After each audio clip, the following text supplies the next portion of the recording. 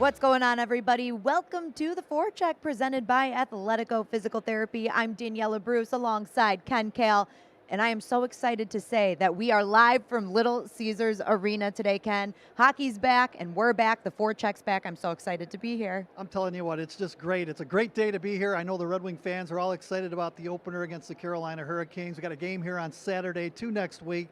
So a great start at home for the Red Wings, and boy, we're looking forward to this game. It's going to be a really good matchup, I think, between two teams that can skate with each other, and it'll be a game that I think will be exciting for the fans as well.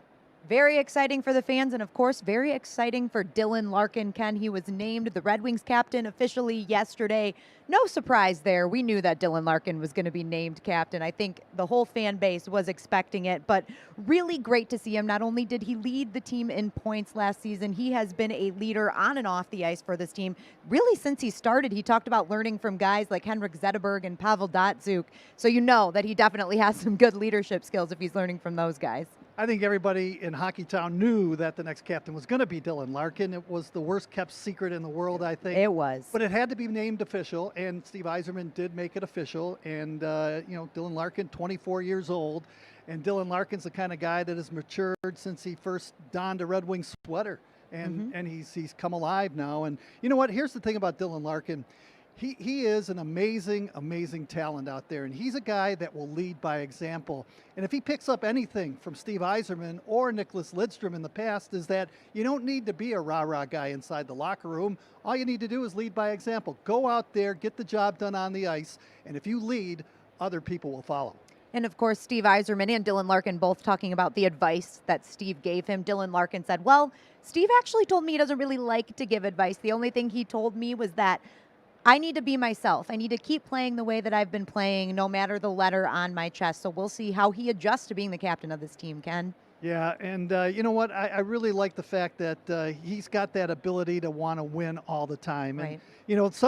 There are certain players that just don't have it, and other players do. I don't know if they're born with it or it comes with a maturing process or what have you, but if you watch Dylan Larkin, he's that kind of player. And it just reminds me of the fact that when we went to the first scrimmage, remember how that top line was struggling? And then all of a sudden, you and I and Art were talking about how well Dylan Larkin stepped up his game. He had back-to-back shifts, made things happen on the ice, and that's what it takes to be a leader. You show your teammates by example, whether it's a big hit, a great play, a fancy stick handling display, what have you.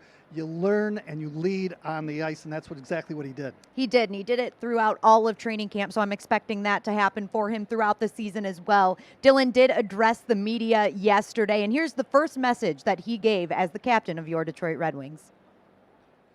I'm very honored to be the captain of the Detroit Red Wings. I'll try my best to be a leader every day on and off the ice for my teammates, for the city, and I'm pretty excited. So thank you guys for being here again, and go ahead with your questions. You saw the smile on Dylan's face when he said he's so excited to be the Red Wings captain. And of course, we have to give a mention to Luke Glendening and Franz Nielsen, who are named alternate captains as well. Two very good leaders. We talk about Luke Glendening all the time and the kind of player that he is on the ice as well. Hardworking guy, Luke Glendening, and he's had to earn everything so far in his career. Nothing's been easy for Luke Glendening. Seems like everywhere he's went, even if it was at the University of Michigan or even at a lower level, he had to prove to his coaches that he could play in that particular league that he was in. No different here in Detroit, but he's that kind of guy that leads out there. He takes important face-offs, especially in the defensive zone, gets the job done. Franz Nielsen, the elder statesman on the team, I hate to say that, but he is. But he's that kind of guy, too, that can lead out there on the ice. Very good defensive player. We hope that the offensive numbers will go north for Franz Nielsen this year. We're looking forward to the new leadership team for this Detroit Red Wings. It's going to be a lot of fun this season, Ken. Let's take a look at the projected lineups for tonight. I know you and Carly talked about this in earlier's morning skate show, and you guys were pretty much spot on with what we're going to see from the Red Wings tonight, except for it looks like the only change in the projected line is that Thomas Greiss will be getting the start tonight. I think we expected Jonathan Bernier, but hey, Thomas Greiss had a great training camp, so I think it's well-deserved that he gets the first start. And you know what? We saw him play in those three exhibition games against each other, and Thomas Greiss actually looked really well. I mean, he played well for each and every game and didn't give up a lot of goals, and he controlled his rebounds, was in great position around the net. And as Art mentioned a couple of times, he didn't give up those rebounds. Good glove hand. So, the Red Wings are going to need both goaltenders. Let's face it. Right. This is a compact schedule, 56 games and I think 112 days. Both goaltenders will probably see some work, but I would imagine around game 12, 13, 14, somewhere around there, Jeff Blashill and the coaching staff is going to take a look at which goaltenders really got the hot hand. Mm-hmm. If that goaltender continues to win, that goaltender is going to play a lot. And Ken, another thing I want to look at in this projected lineup, we know what the top line is going to bring for us, that top line being Dylan Larkin, Anthony Mantha, and Tyler Bertuzzi, but the second line in Vladislav Nemetsnikov, Robbie Fabry, and Philip Zadina. Nemetsnikov, of course, we're really excited to see, and Fabry getting that start as the second line center, which has been a huge topic of the offseason. Coach Blashill and Steve Yzerman both said that they wanted to give Robbie Fabry that chance at the second line center last season, but he only got to play 1 or 2 games there before the season went on pause. What are you expecting to see out of Robbie Fabry? I expect him to skate miles. And here's the thing about Robbie Fabry is that he is a pretty good skater and he can cover a lot of ice out there. And sometimes when you're playing a wing and you're normally a center iceman, it's a lot different. It's a lot different playing along the boards as opposed to being in the middle of the ice. Now with the center ice position comes a lot of responsibility. That means you have to skate a lot more than your wingers. You got to get back in your own zone, go deep, help out the defenseman, and kind of mirror the opposition out there on the ice. So, I expect him to be all over the ice. And again, he was the kind of guy that really paid dividends when the Red Wings did pick him up from St. Louis. So I expect a lot of good things from Robbie Fabry this year. The other interesting thing about that second line, Ken, Vladislav Nemetsnikov, he's very versatile. He can play on the wing. He could play center, or he could play on the other wing. He could play all 3 positions. So maybe if it doesn't work out for Robbie Fabry, which I really do think it's going to at center, you could always switch those 2 around. Absolutely, and it could be just a minor change during the course of the game just to get the other guy going. But, you're right about Nemesnikov, and I was really impressed in the scrimmages with him, too, because not only did he seem to make plays, but he's got good vision on the ice, and he's become an overall solid defensive player, especially in his own zone, too. So I think as players get older, you have to be good on the defensive side of the puck, and that's what makes your team win. When you think about the winning product that the Red Wings had back in the 90s, early 2000s, they had center icemen like Yzerman and Fedorov, Larionov. They could play both ways. They can score. They're good protecting the puck as well and good in their own zone. And eventually, that's where you want to be. And I think Nemesnikov is slowly getting there.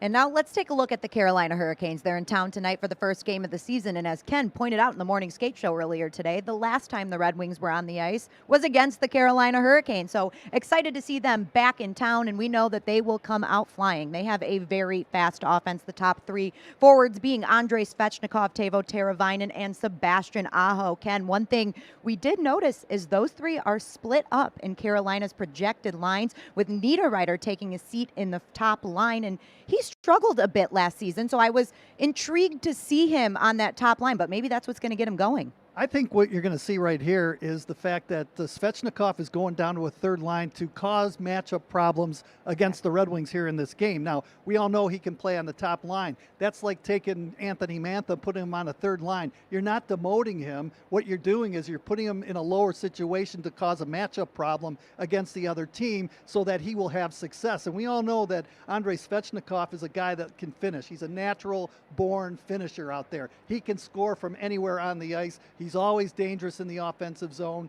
And if he's not producing, or if the coach gets the right matchup, he can put him back on that top line and he'll be equally as effective. So I just think that it's going to be a matchup situation, and that's why he is going on the third line today. It's definitely going to be interesting to see how all of these forwards play tonight. We know, like I said, they're high flying. They're all very productive on offense. Now let's talk about the defensive side.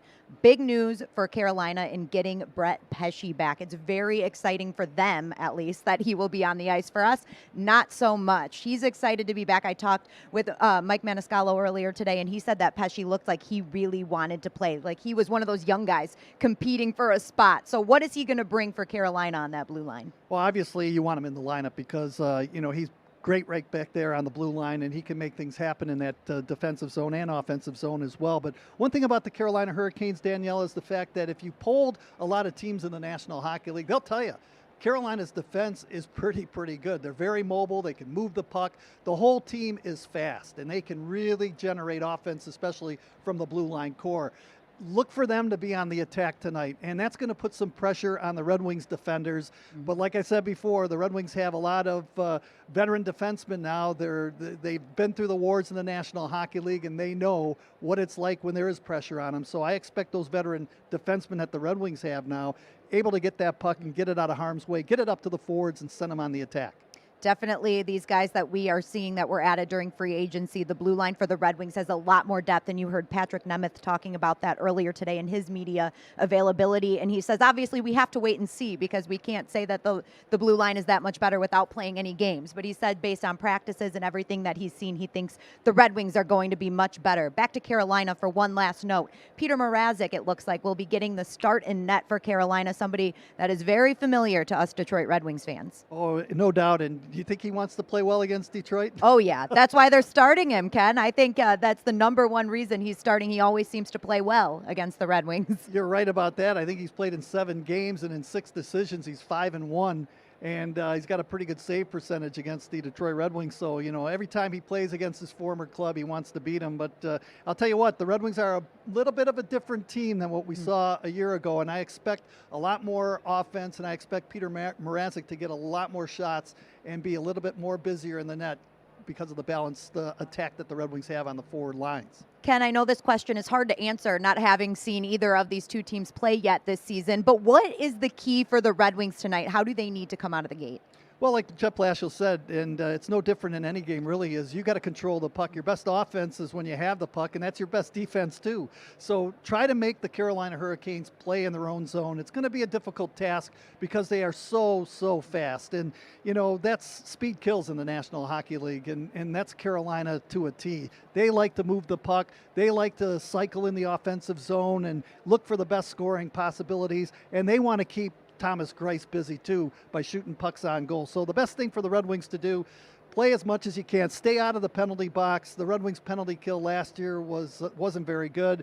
I know Jeff Blashill and the coaching staff wants that area to improve. So the best way not to take penalties is to control the puck and have it more than the opposition. Easier said than done. Maybe we should get out there and try one of these days, Ken. I don't know if that would work. Probably not. But we are now just hours away from puck drop on the 2021 Red Wings season. Thank you so much for tuning in to the Forecheck today. If you're catching up with the game later, you can catch it on Fox Sports Detroit. Coverage is starting at 6:30 p.m. tonight. Or, of course, you can tune in to 97.1 The Ticket and listen to your very own Ken Kal. I know he's excited to be calling a game tonight for the first time in almost 10 months, Ken. 310 days, I think, to be exact. I've been counting them and the minutes. So great to be back, and I'm looking forward to this game just like you Red Wing fans. Thank you so much for joining us. We'll see you all on Saturday.